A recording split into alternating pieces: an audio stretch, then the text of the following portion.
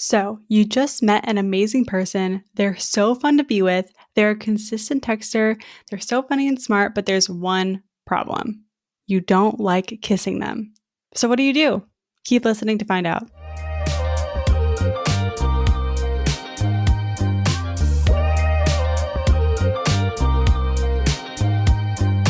Welcome back to Dating Intentionally. I'm Talia. I'm a dating coach, and I'm sharing no-nonsense advice for navigating modern dating with confidence and ease, whether you've been on dozens of dates or you're just getting started.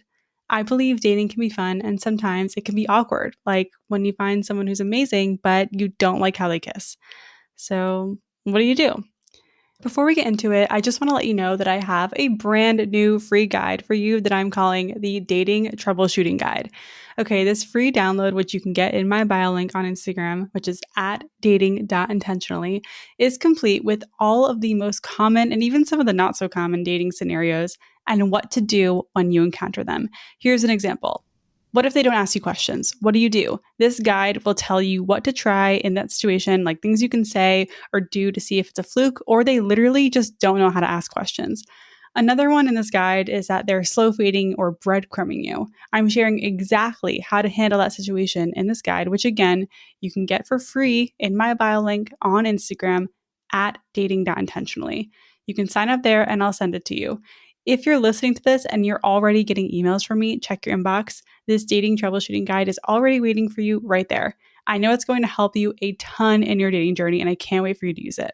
Speaking of troubleshooting, today's date is all about kissing. That first kiss can be a touching, heartwarming moment. It can ignite a whole bunch of fireworks, or it can take an amazing date and turn them into a total dud. So, first, I'm going to talk about when and how to go for a first kiss. And then I'm going to get into what to do if you're not a fan of how they kiss. So let's get to it. So, when do you go for the kiss? You don't have to kiss after a first date. I just want to say that right now. You can, but you don't have to. I found that most post-date kisses, with the exception of one electrifying one, were pretty stiff and just like very okay. Kissing on the second or third date is fine. Don't overthink this. I think not kissing on the first date is totally fine, and making that move on the second and third date is great. However, I think a lot of people expect a kiss to happen by then. So if you're waiting until the fourth date and on, they might be confused as to why you're not making a move. They might be wondering if they've been friend zoned, all that kind of stuff. So rule of thumb, somewhere between the first and second and third dates, if you are enjoying your time with them, if you like them, if you want to keep things going, if you want to test out the chemistry, the physical chemistry, those are all great times to kiss. Should you ask for consent? Okay, sometimes, if they don't make a move, you might be wondering, should I make a move? I don't care who you date. If you're a man, woman, non-binary, asking for consent before a first kiss does not have to be awkward or kill the mood. I think a lot of people are into this, and I don't think it's going to make or break it, right? Like if someone would rather you not ask and you just go for it, whatever, if you ask, it's not going to make them change their mind, right, about you. So I think erring on the side of asking is a good rule of thumb. I also think there's a certain level of vibe awareness that you have to have, but when in doubt, you just ask. So here's what to ask. You can say, can I kiss you? Great question. I've asked this. I've been asked this. It's respectful. It's direct. It's an easy yes or no question. You say it with a smile. You can say it kind of cheeky. You can tilt your head. You can give them a, look up and down and be like, can I kiss you? Other ways to initiate a kiss, you can say, one of my favorites is kind of flirty. You can be like, when they're talking, you can be like, you know what? I'm not listening because I just can't stop thinking about kissing you, or something like that. That can be kind of hot. You can just kind of be like, I am so distracted because I just can't stop thinking about kissing you. That's a very flattering thing to say. It's a compliment. It's just like, wow, this person's really into me. Cool. So I think those two are good to start with. The can I kiss you, though, really can't go wrong with that one. I would say most of the time you're going to get a yes, or they're going to lean in and kiss you. If they ask for your consent and you're not feeling it, you can say, how about a hug? Or thanks for asking, but I'm not sure yet. And just let them down easy like that.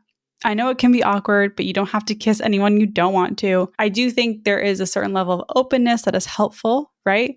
You know, for my fiance, he kissed me on our second date. At the end, he walked me in my car and he just kind of leaned in and went for it. And obviously, I knew what was happening. So I just went with it. I wasn't going to go for the kiss or initiate it myself, but I'm glad he did. And I rolled with it, even though I was kind of on the fence.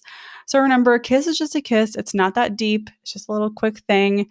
So if you're on the fence and you're feeling safe, then I think be open to it. If you're not feeling safe and if you don't think you like them, it's okay to turn your cheek, turn it into a hug, if they're going for it and you don't want it. But if you do ask for consent and they say no, you can be like, I'm glad I asked, or thanks for being honest, and laugh it off. Rejection sucks, but again, if this is a first kiss, it's likely this person is a stranger and you don't need to let this rejection define you. You should pat yourself on the back for asking for consent rather than just going for it, because that would be way worse if they weren't into it. You know what I mean? So I think consent is hot. I think we should make it more of a thing, normalize asking for a kiss, especially that first kiss. First kiss can be quick or more of a makeout. It's really whatever you want and what the vibe is. Personally, I preferred a quick, lingering kiss, not a full makeout. Maybe it's more than a second, but not more than 5 seconds, Usually my first kisses with people I dated were on a sidewalk or sometimes in a bar. And I'm not, into PDA in the first place. So a quick one with just a little pressure and definitely no tongue always felt appropriate. And I was pretty picky on hand placements. I've talked about this before, but if a guy touched my butt on the first kiss, they were automatically out. They were immediately just like, nope, I am not seeing this person again. It's kind of just a boundary thing. It's just kind of a respect thing. I just wanted to be with someone who knew that they're not just allowed to touch my butt on the first kiss. That's not how it goes. So for me, it was always a quick kiss on the sidewalk at the end of the date or at the end of the second date. Sometimes in the middle of the date, that can happen, right? I think that's if the vibe is right, a mid-date kiss can be really great. I think that if you want to get the most out of a first kiss with someone you like, talk about it after. Squeeze the momentum out of it. I had a few first kisses on dates that took a meh date to being someone I'm really excited about. And I know that sounds a little bit different than what I usually say, but I'm human and I'm not immune to a sparky first kiss. We talked about sparks and the biology behind them in a previous episode. And while I firmly believe that the existence of sparks means nothing about the trajectory of a relationship, they definitely feel nice to experience. So if you feel physical attraction spark during that first kiss, send them a text after and talk about how good that first kiss was. It's great. It really does a lot for your connection, especially if you're on the same page. So that's a hot tip for you if you want to build that momentum and generate more interest. Generally, there are no rules about how and when your first kiss should happen, right? There's no right or wrong here, but it doesn't have to come in the first 3 days. It could come later too, depending on your comfort level, cultural norms, religious beliefs, or if you're long distance, right? So don't overthink this one. And if you want to kiss them, you should absolutely ask.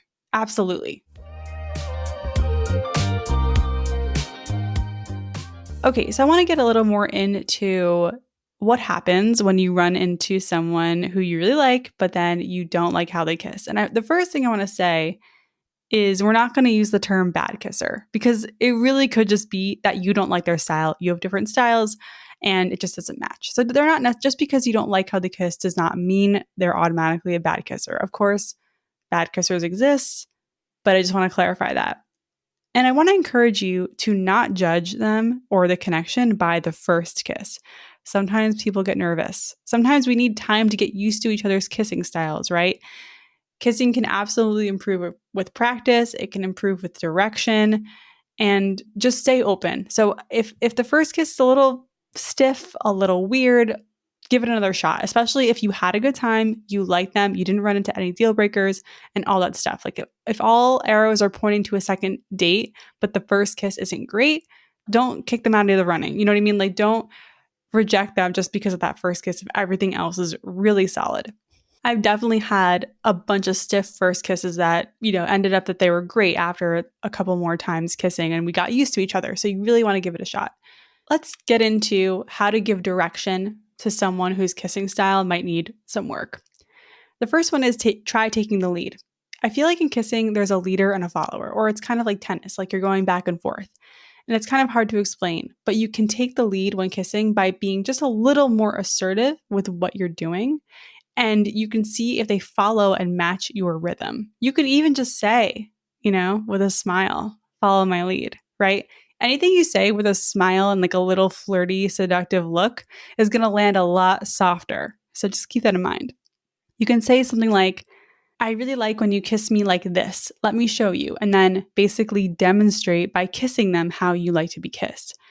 You can also take turns showing each other how you like to be kissed, being the leader and the follower, which is like a playful little game. And I get that this suggestion specifically doesn't really work with someone you've just met a few times. It's like a little much, but I'm just putting it out there in case you want to try that with someone you've been seeing for a while and maybe you want to improve this area of intimacy. Someone in my DMs shared this with me. Recently, the best kiss I've had was with guys that I've gone on a few dates with and texted about how we like to kiss so that when it happened, we both knew what each other liked and it made it even more enjoyable. I love that. I think that a little bit of sexting after you've gone on a few dates with someone and you've established more of a connection can be really helpful in developing a stronger connection, like in intimacy and physical intimacy, because you've kind of explored this topic and discovered what each other likes. It builds a lot of anticipation, a lot of excitement. I think it can be really fun in the right circumstances. So I'm fully on board with talking about this before it happens if you feel like there's a strong connection and if you feel like it's not going to get carried away into having sex too early or before you want to. Another option is being direct. You can say, I like it if you kiss me slower, faster, harder, softer, with less tongue, or whatever you need, and then see what happens, see if they can actually do it. Kissing is a team sport, so it's important to have this clear communication and feedback. As always, say what you want, not what they're doing wrong. Okay, another issue that comes up is if they have bad breath. Now, when you encounter someone with bad breath, here's what to do. You have to say this gently but directly. Just be like, okay, if I were in your shoes, I'd want someone to tell me this, but your breath smells a little bit off. Have you ever noticed that? Remember, you're doing this for yourself, and they probably want to know if their breath stinks. I mean, I would, right? Wouldn't you want to know if your breath smells? Another less direct way would be offering them a mint or some gum. And if they say no, you can be like, are you sure? I think you kind of need it, with a smile. Again, gently. So those are two ways to deal with bad breath. And remember, it can be super important to let them know they have bad breath. This could be a sign of a dental issue or infection. It could be a digestive tract issue. It could just be poor dental hygiene. Like, bad breath can be a sign that there are other things wrong. So don't just keep it to yourself. It's not a criticism to tell someone they have bad breath. It's just an observation. And if they freak out or get defensive, then you're just starting to see their true colors. I mean, I think the bad breath thing is like a zipper down thing. We want to know. So be a friend. Tell them. On the other side of feedback and giving direction, positive feedback is super important and a huge plus. I got a lot of DMs about this when I was crowdsourcing ideas and questions around kissing. And everyone said that positive feedback meant a lot. If you like how someone kisses, make sure you tell them. It's nice to hear. So when you run into something you like, definitely make it known. Positive feedback is hot. Okay, not to make you insecure or anything, but we can't ignore this possibility. Are you the bad kisser here? Okay, here are some signs you might need to work on your kissing skills. Of course, do a breath check, right? Is your breath okay? Are you practicing good dental hygiene? Are you flossing? Are you using a water pick? Are you doing tongue scraping? Are you brushing your teeth, right? If you want them to practice good dental hygiene, you should too. 2, do you feel like you bump your teeth a lot? If you're kissing and you're bumping teeth a lot, that is probably a sign that you need to work on some of your skills, some of your spatial awareness with your mouth, all that kind of stuff. If you always have to wipe your mouth after kissing, that could mean that there's too much slobbering and spit and saliva happening, unless you're into it, right? There is always a time and place for being slobbery. But if this is something that's consistently happening, that might mean you need to pull back on the slobbering. Are your lips super dry and chapped?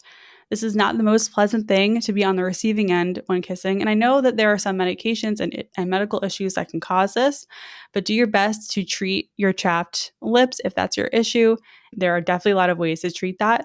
And keep in mind, you want to have nice, soft lips if you're going to be doing some kissing. Are you shoving your tongue in their mouth? Again, maybe someone out there likes this, but most people I've talked to are not into aggressive tongue, in the mouth. We got to use the tongue in moderation. Has someone you've been dating a while avoided kissing you, and not in a playful, silly way, but like in an ongoing way? That can just be a sign that their relationship isn't great. Not necessarily that you're a bad kisser, but that could be a sign that maybe you need to work on it. Do you do really fast tongue and mouth movements? Again, there could be someone out there who prefers rapid tongue and mouth movements, but most people don't. Also, biting. I think most people would be open to a little lip nibble here and there if the mood is right, but definitely not for a first kiss after a date or as you're just getting to know someone. That could send the wrong signal or just be too much for them. And full on biting is a no, again, unless you discuss it and you're into it. If you feel like your mouth is way too open or way too closed when kissing, that could be an issue too. But I think this is more of a preference thing as well, and something to experiment with if you can. The cool thing about kissing is like you just experiment by doing it and then getting the feedback. So if you are with someone you trust, you can give each other feedback, you can get better, improve together, and that's great. Brings you closer and it improves your physical intimacy. So let's say you met this amazing person, their kissing style isn't really meshing well with yours. You have given them some feedback, you've given them a breath mint, but the styles just aren't lining up. Well, I think it's okay to move on.